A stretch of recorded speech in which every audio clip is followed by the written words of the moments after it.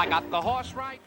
Hello, racing fans, and welcome back to another edition of Handicappers Corner, brought to you by the Derby Bar and Grill. I'm Mike Heads. I'm with Drew Forster. We're going to go through the Monday, October the 10th races at Hastings. A couple stakes races on the program, Drew. Yep. Happy Thanksgiving to all. Yes, happy Thanksgiving to all is correct. Should be a lot of fun, and we'll get right into the opener. The Monday opener does feature 12-5 two-year-olds here, going 6.5 furlongs.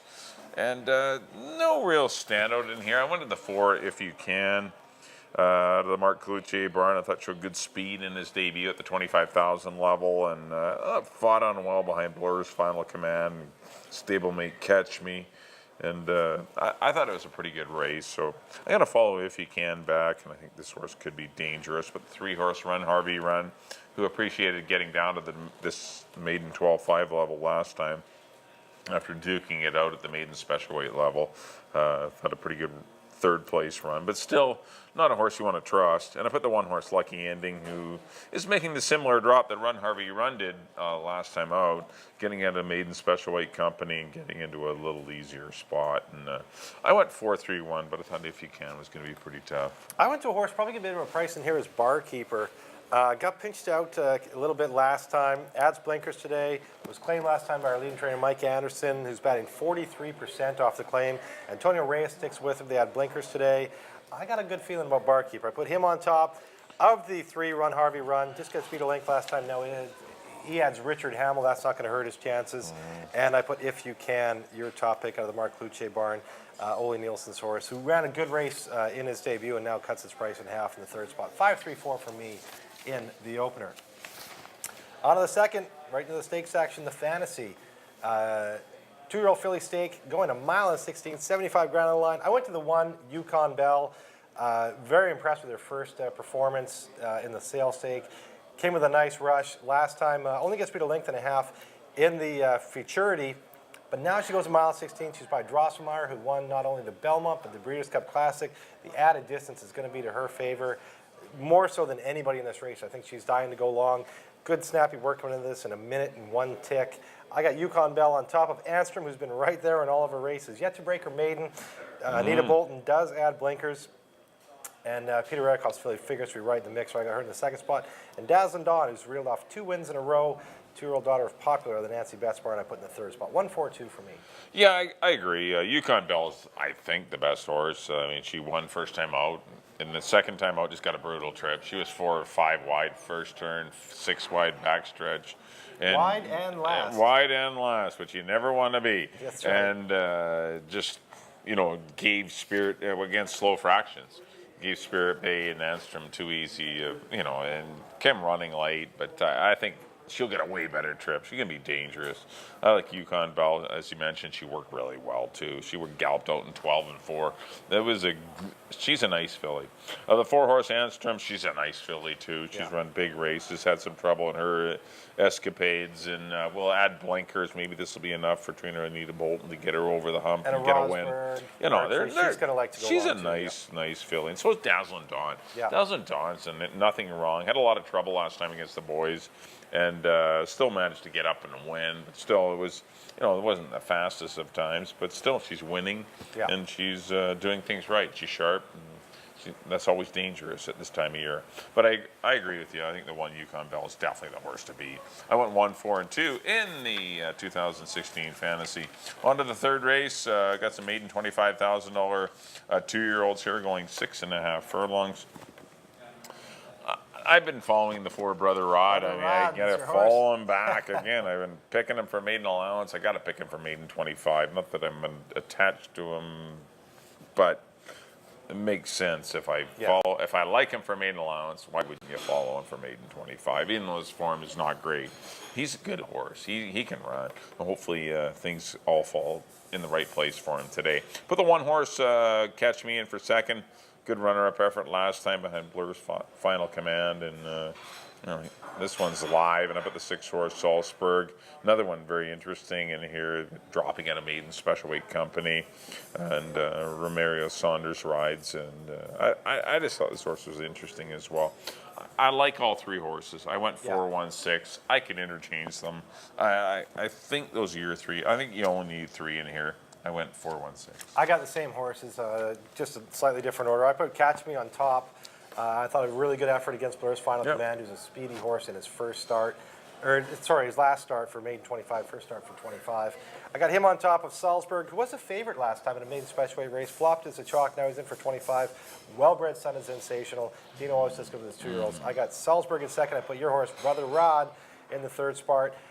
I know this horse has been fairly well talked about on the backstretch, and people feel a lot more outside, so I'm going to throw him in the third spot. I went 1, 6, and 4 in the third. On to the fourth race. Starter endurance race. This race come up late.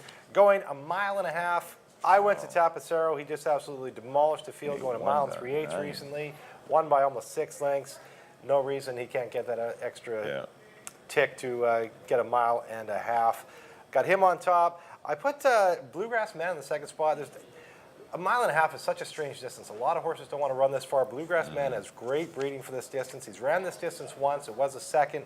And the fact that Jeff Birmingham's aboard, he gets 6 pounds, 8 pounds. It's important. To Tapacero. I'm not a giant believer in weight, but when you start going a mile and a half, weight does make a difference. I got Bluegrass Man in the second spot, and I put At the Ritz, who won for Hall of Fame trainer Harold Darby last time. And this is a horse who's proven he can go long and he can string wins together. I got him in the third spot. 163 for me. And another one that gets in light. He's in with a feather, too. Yeah. I agree with the one, Tapacero. I mean, this horse is he's like 900 lengths the best in this race. This race came up, usually these optional $5,000 marathon races with $20,000 purses will get some significant runners in it. This race did not. Yeah. This race came up very easy, and Tapacero should win. If he doesn't, At the Ritz, I think is the second best horse. He can run this far. He got a big confidence boost last time by winning and ran a good race. He did. He was game, and I thought he ran a really good race at the Ritz. I got him in for second. I put Promise. I didn't know who to put in for third. Bluegrass Man or Promise Glory, but I put Promise Glory in for third. But Tapacero and At the Ritz for me are 1, 2. I went 1, 3, and 2 in the marathon event in race number 4. On to the late pick 4, race number 5. Maiden $4,000 fillies and mares going 6.5 furlongs. The 8-horse Cash Spiel has been knocking at the door for a long time, and I think finally she may kick the thing down. 7. Oh, no, I screwed up. Oh, you're right. Yeah. C8. The 8-horse, but anyway, the Cash Spiel is the worst to beat, and she could lose. Off the pace running styles aren't always the best, but Cash Spiel, I thought, ran a good race, and it's got beat by She Loves Her Money last time, who was coming in from Emerald, and who outran her. But I don't see anyone here that can outrun her, other than the 5 Velvet Rose, who I thought was the second best horse, and put the 2-horse Whiskey Cat in for third. Goes blinkers off. Kind of got hit leaving the gate, caused her to kind of lose her action. She got like 15, 20 lengths behind the field, then made this furious dash to be fourth. And I thought she ran a big, huge race. She's live as well. I went 8, 5, and 2. I looking around, I didn't see anyone else that I really wanted to chime in with. Tormented Negra, maybe the first or Dancing All Day. But anyway, I went 8. I like Cash Spiel. I went 8, 5, 2. Yeah, we get these forms early on, so they don't have numbers on them, and I failed. No, that's right. Correct. I failed to give Whiskey Cat a post position, so my number's a little wonky here. I agree on the 8, Cash Spiel. As you mentioned, got beat by a horse. She was favored last time, got beat by a horse that was coming in from Emerald that was race fit. We'll get any numbers couldn't corrected quite catch her. Yes, we will. So I went with the 8, Cash Spiel. Over the 7, Blues Be Gone. John Snow's got a 3 in here, and I like his horses on the bottom half. Right. Just gets beat. She was only beat ahead last time from Cash Spiel, and that makes her very playable in here. And I put a first-time starter at John's in the third spot, Dancing All Day, the 6-horse.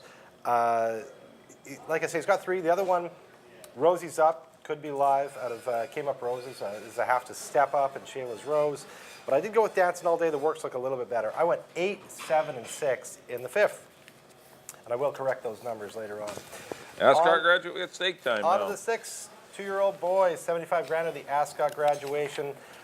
Top 2-year-old on the line here, going to mile 16th, 8 of them lined up. I went to the 6 all under control for owner Doug Clyde, trainer Mike Anderson. Richard Hamill rides. I wasn't crazy with the ride Richard gave this horse last time. The first time he relaxed nicely, made a nice move, and absolutely demolished Rode him too the field. confident. Went to mile 6. It was a little overconfident ride last time. Just put him on the lead. He fought everybody off. ended up getting beat by 3. He needed the trip that Kermode got last time. I think he gets that today. So I get him on top of Kermode. Obviously looked very good in the futurity, winning by 2.5 for Pat Jarvis, and he's got to be live in here again under Amadeo Perez. And I put the 4, Straight Remark, good second behind Kermode in the futurity. Kermode in the futurity, coming off a win in the Sales Stakes. He's bred to go the distance too. He'll like the distance. I went 6, 5, and 4. Yeah, I have the same horses, all under control, as you mentioned. Just. Sometimes as a rider, you can think you can do anything with a horse, and when you have an inside draw, sometimes you want inside draws, and sometimes you don't. And in Richard's defense, this horse had an inside draw, broke pretty good, and now away you go, you're like a half a length behind the speed. Do I get up in there? Do I take back and perhaps get in trouble and get stuck on the inside? And to his defense, he did go and ended up being, obviously in the end, the wrong move. But still, he trusted the colt. It's a nice colt, all under control, and I think he'll run well. I like the horse. There were circumstances that you can't overcome. If you had the 8-hole, this horse would have probably been fine. He'd have been right there. Yeah. He would have won it. But no, would have won the race. Yeah. Because he wouldn't have been aggressive with him leaving the gate or having to get position, because he would have just kind of galloped into a spot. But when you're on the inside, you kind of fear getting locked in when you're the best, when you think you're the best horse. And he was the favorite, and you want to ride a favorite like he's the best horse. But don't totally want to gong on Richard. Richard rides so many good races, and this one perhaps he would want to re-ride, but it's just the post position that kind of dictated why he rode it the way he did. Yeah. But 6, 5, 4, I agree with you.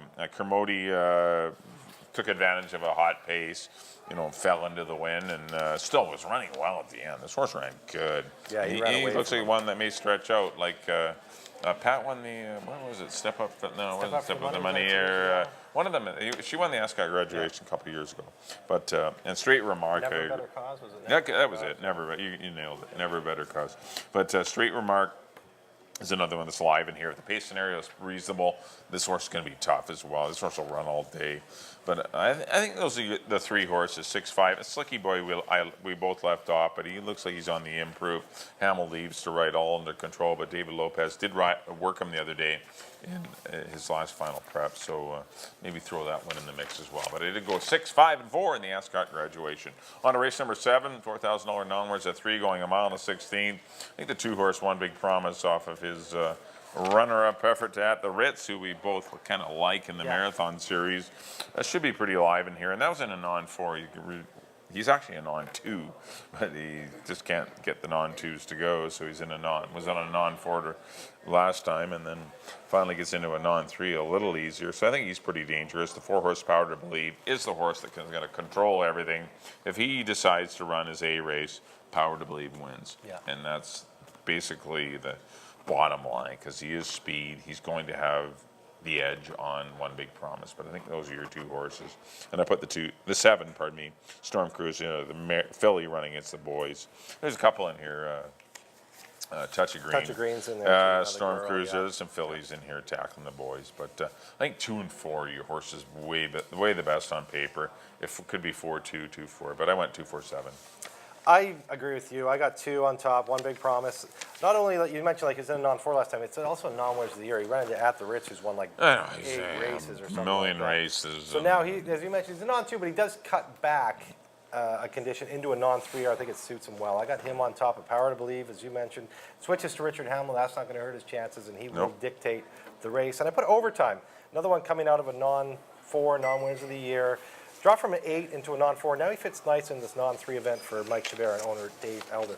2-4-6 for me in the 7th.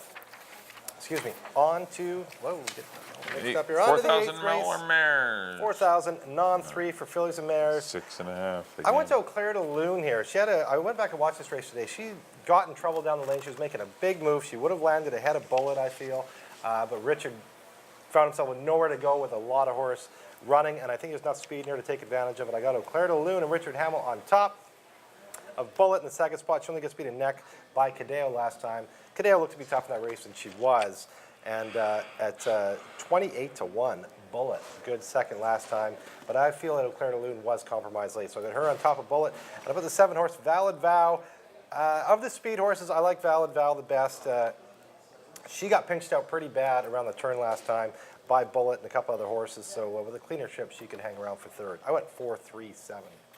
Yeah, I I don't care for this. These horses trade wins, and it's like there's a lot of speed in here. I see the 2's Texas Alley Cat, the 3 Bullet, who showed speed and at least was in position. I don't want anyone coming from off the pace in that Bullet Cadeo race. I mean, they had their chance to win, but also you got Baja Storm, who has speed. Valid Val. I see a pilot. Queen of Barnai impressed me. I'm gonna go Queen of Barnai. Yep. I know. Rob Maven. Yeah, no, he's like kicking it right now. But I know it's just an on-2 last time, but she looked good coming from off the pace. I think she's going to get a favorable pace scenario again. Romario Saunders re-rides. But Texas Alley Cat, I thought she was the best out of anyone coming out of that Cadeo race. And I put Bullet in the mix. She was at least laying close. Well, Claire de Lune, the only reason I don't like her is she was sitting back watching all this craziness Don't let up Josh front. Murphy hear you say I that. know, Josh, sorry. But Claire de Lune just... Well, she should have won the race, but I mean, if you're getting all this craziness up front and 3-horse speed duels, She's dead last. Yeah. then you're taking the best of it and running up the inside. You're going to get in trouble sometimes, but I mean, this horse took the best of it. And Bullet was at least near the pace. Texas Alley Cat was battling on it. I thought those were the 2 better horses to take out of that race. I went 1, 2, 3 though. That does conclude our extended edition of the Monday. October the 10th races at Hastings. Should be a great day. Hopefully a great day. Hopefully the weather holds. Decent. But 2 stakes races, the Fantasy and the Ascot Graduation, should be a lot of fun. Okay, next up on screen, there'll be a quick recap of our selections. Back in race number 1, I did go to the 4, if you can, over the 3 Run Harvey Run and the 1 Lucky Ending. Race number 2, the first of our stakes races. I'm going to go 1, 4, and 2. Going to say Yukon Bell can get her second stakes win. Race number 3, I went back to my old buddy, Brother Rod. I'm going to go 4, 1, and 6 in a tough maiden $25,000 2-year-old race. Race number 4, I went to the 1 Tapacero. Miles the best on paper. Does have a barn change though, so you should be aware of that because he is a little quirky at times. But I think you need the 3 at the Ritz as well. I went 1, 3, and 2. Race number 5, I went to the 8 Cashspiel over the 5 Velvet Rose, 8-5-2. Race number 6, went to the 6, all under control, 6-5-4. In the Ascot Graduation. Race number 7, I went to the 2, 1 Big Promise. I think you need 2 and 4 though. 2, 4, 7 for me in the 7th and the 8th. I went to the 1 Queen of Barnai in a very difficult finale. I went 1, 2, 3. On to my picks. Let's get my picks up there, Kathy. There we go. Come on. There we go. Whoops. A little sleeping switch. Back in the first race, I went to the 5 Barkeeper over the 3 and the 4. In the second, the Fantasy, I went to the 1 Yukon Bell over the 4 Anstrom and the 2 Dazzling Dawn. The third race, baby race, I went to the 1 Catch Me over the 6 and the 4. In the fourth race, I went to Tapacero, the 1 over the 6 and the 3. In the fifth race, and I will correct these on our website, I went to the 8 Cashspiel over the 7 Blues Be Gone and the 6 Dancing All So Day. 7, 6, 5 are not the correct selections. That's not correct. It's They're, 8, 7, 6. They may be, but they were not. Yeah, not on purpose. Not on purpose. In the 6, the Ascot Graduation, I went to the 6 All Under Control over the 5 Kermode and the 4 Straight Remark. In the 7th, I went to the 2 One Big Promise over the 4 and the 6. And in the nightcap, I went to the 4 Eau Claire de Lune over the 3 and the 7. Well, that'll do it for this edition of Handicappers Corner. You can see what we do in between selections Yes, anyway. that's right. That's all right. Nothing wrong. It's, all our A little bit of insider cards info are there, face yes. up. But thanks for tuning in. Our final weekend of racing is next Saturday and Sunday. Both races at both cards at 150.